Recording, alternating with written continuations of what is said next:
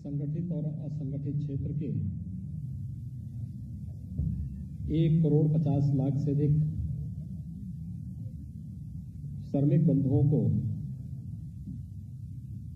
सदी की सबसे बड़ी महामारी के दौरान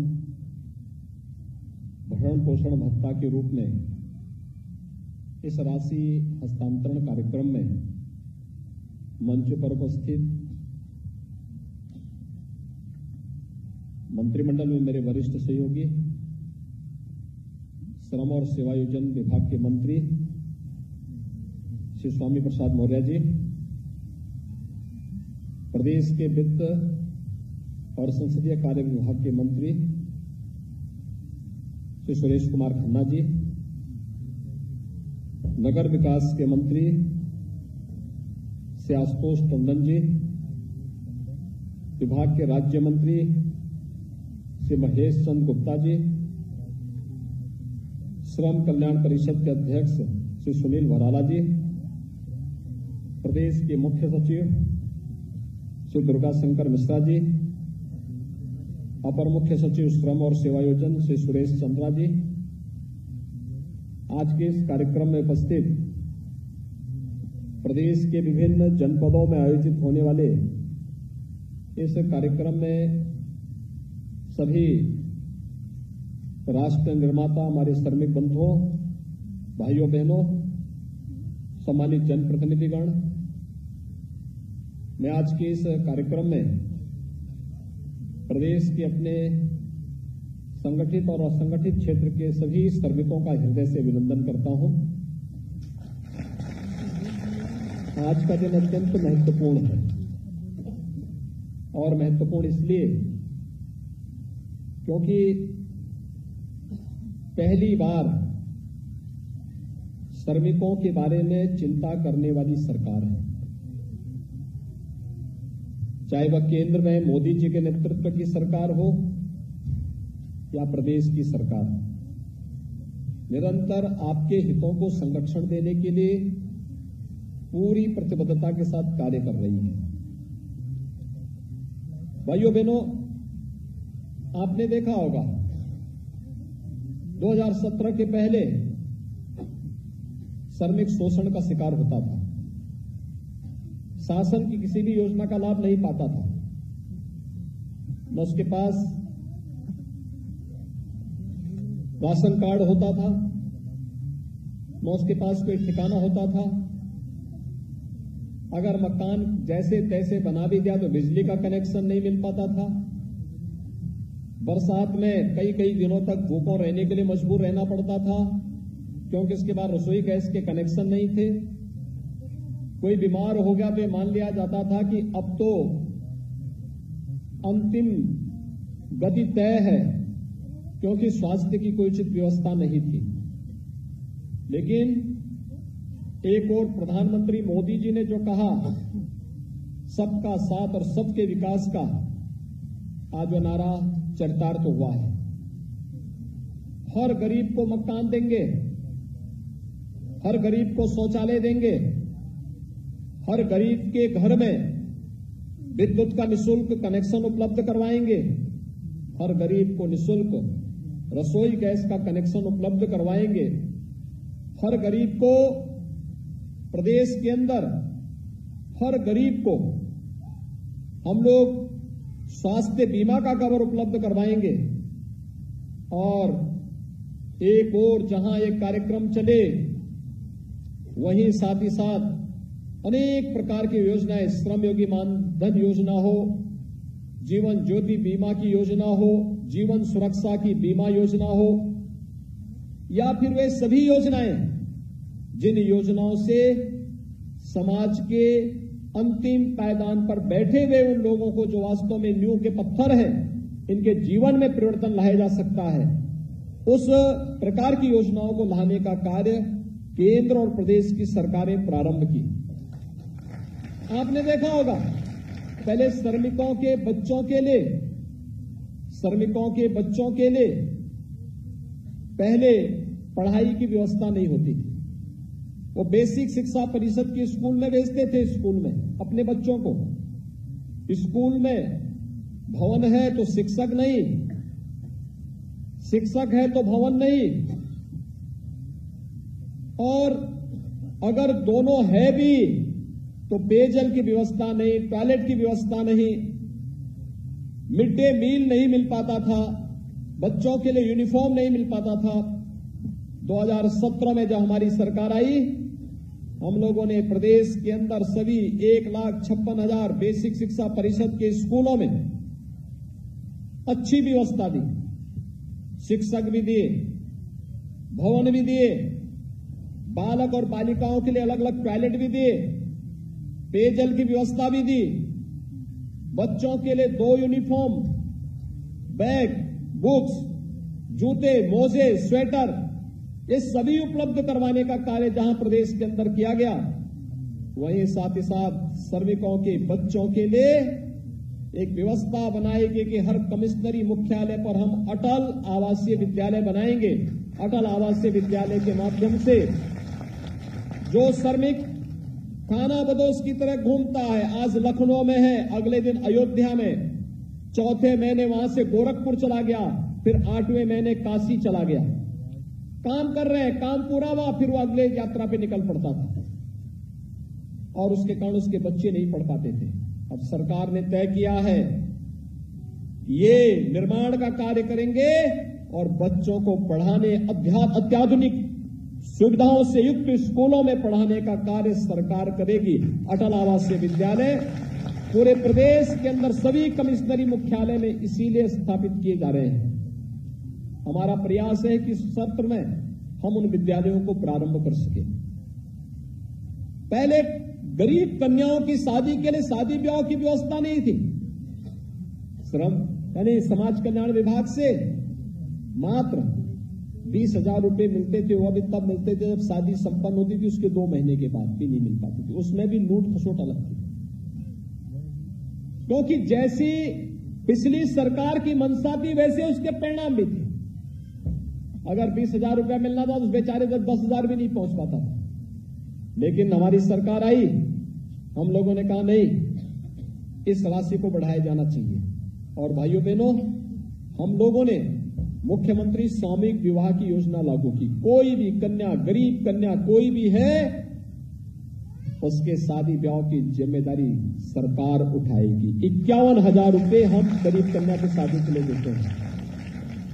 और श्रम विभाग ने तो गरीब कन्याओं की शादी के लिए 75,000 रुपए तक की राशि देना प्रारंभ किया। कई जगह में स्वामी प्रसाद मौर्य जी ने कई जगह कार्यक्रम आयोजित किए जिसमें मुझे जाने का अवसर प्राप्त हुआ था। वहां पे मैं देखता था गरीब कन्याओं की शादी में, यानी जिनको कोई पूछता नहीं था पहले, जिनका शोषण होता था, आज उनके यहां आयोजन में, लड़की की शादी में मुख्यमंत्री जा रहे हैं, मंत्रीगण जा रहे हैं, अधिकारीगण जा रहे हैं। उनके बच्चों के लिए अच्छी स्कूल में एडमिशन की व्यवस्था, उच्च शिक्षा की व्यवस्था, इंजीनियरिंग कर रहे हैं तो इंजीनियरिंग में भी सहयोग की व्यवस्था, मेडिकल की पढ़ाई कर रहे हैं तो मेडिकल में भी उनको सहयोग की व्यवस्था, हर एक स्तर पर उन्हें सहयोग की व्यवस्था के साथ जोड़ा जा रहा है। और इन कार्यक्रमों को आगे बढ़ाने के साथ आपने देखा होगा कितने अच्छी योजनाएं सरकार लेके आई।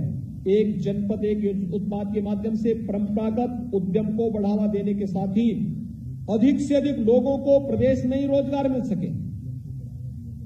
विश्वकर्मा श्रम सम्मान के माध्यम से प्रदेश के परंपरागत हस्तशिल्पी और कारीगरों को कार्य पे देने, बढ़ई है, नाऊ है, मोची है, राजमिस्त्री है, हलवाई है, इन सभी लोगों को भी कार्य के साथ जोड़ने, उनके स्किल डेवलपमेंट के साथ ही उनका प्रशिक्षण के दौरान मानदेय और फिर उसके बाद टूल किट उपलब्ध कराना, फिर बैंकों के साथ उन्हें जोड़ करके उन्हें समय पे मानदेय उपलब्ध करवाना, ये सभी कार्यक्रम चले।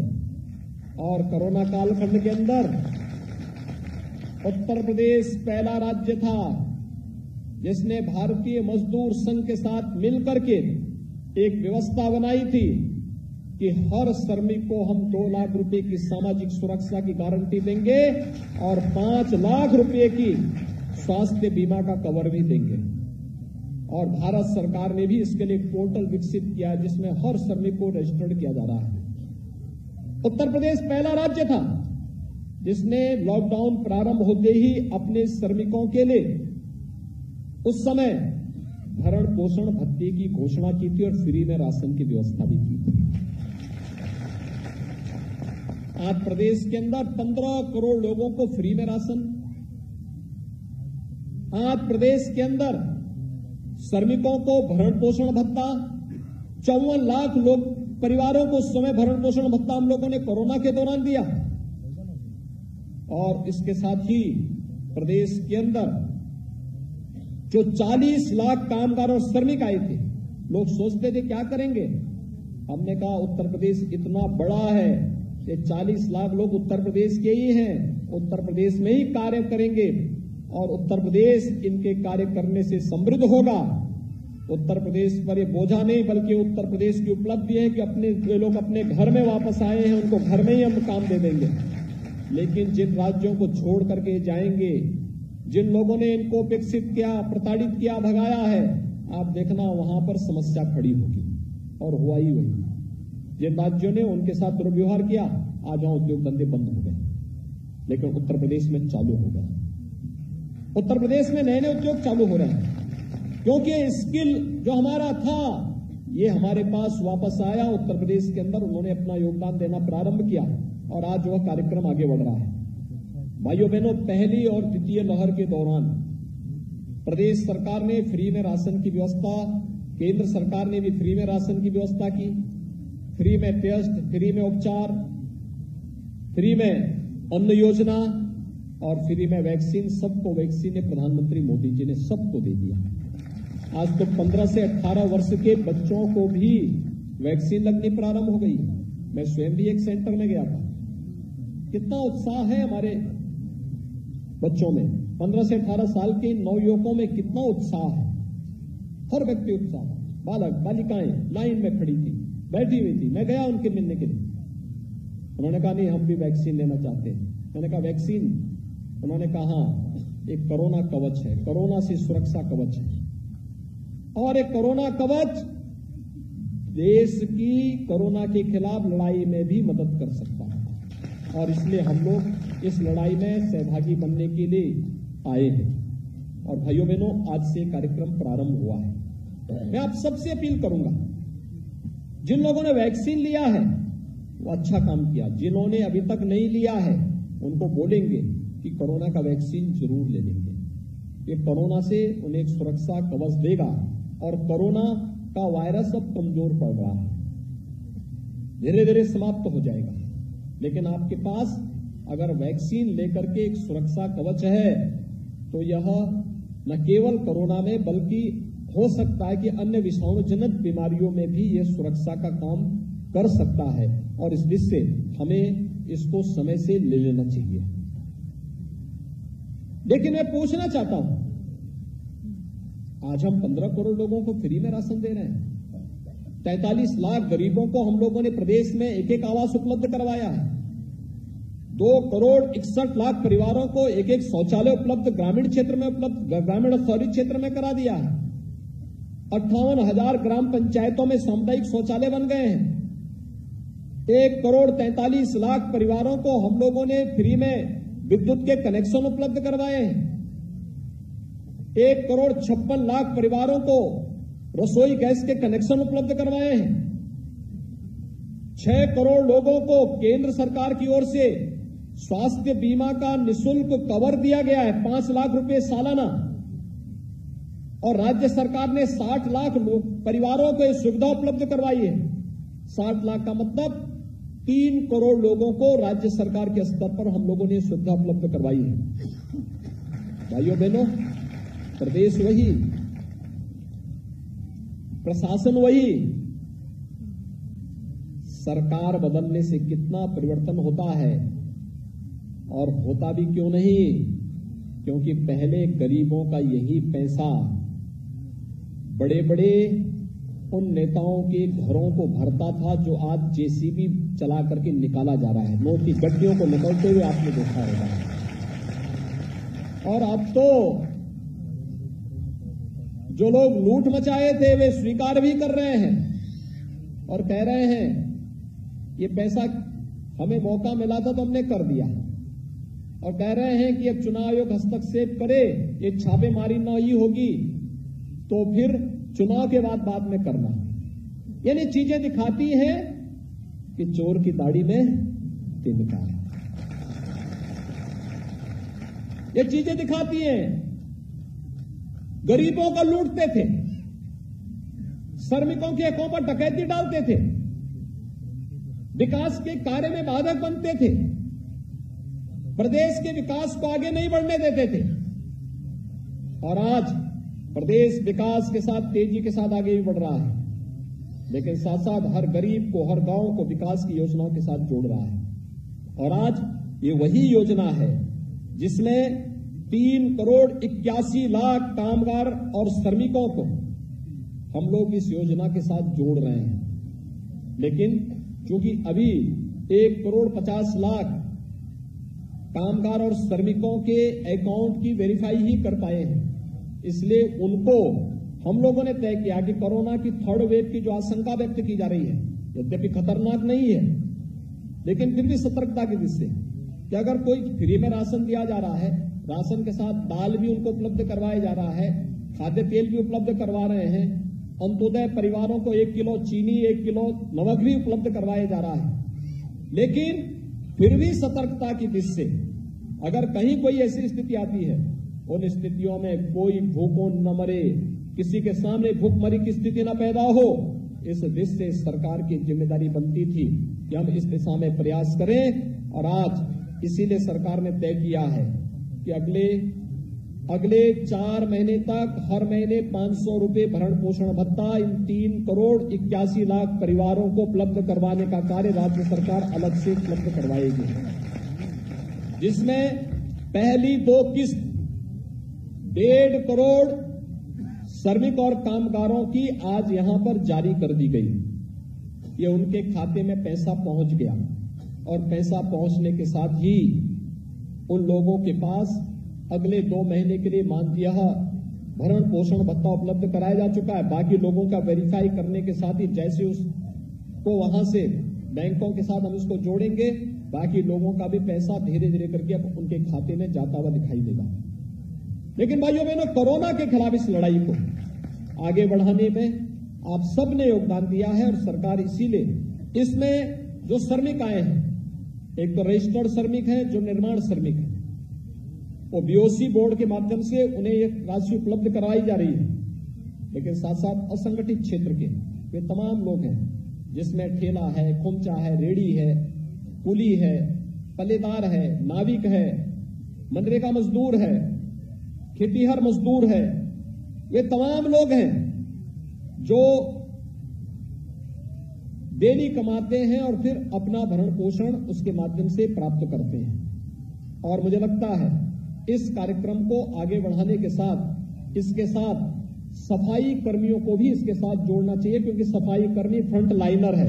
अगर उन्हें कहीं से सुविधा नहीं मिल पा रही है तो उन्हें भी इस सुविधा के साथ जोड़ा जाना चाहिए, क्योंकि उन्होंने कोरोना कालखंड में स्वच्छता अभियान में बेहतरीन उपलब्धि हासिल की है। उनको भी इस अभियान के साथ जोड़ने का कार्य करेंगे। और मैं आज के इस अवसर पर अपने सभी संगठित असंगठित क्षेत्र के श्रमिकों को इस बात के लिए आश्वस्त करता हूं, सरकार उनके हितों के लिए पूरी तरह प्रतिबद्ध है और उन्हें न केवल उनके जीवन और जीविका को बचाने का कार्य करेगी, बल्कि उनके उज्जवल भविष्य को और उनके बच्चों के उज्जवल भविष्य बनाने के लिए भी पूरी प्रतिबद्धता के साथ कार्य करेगी।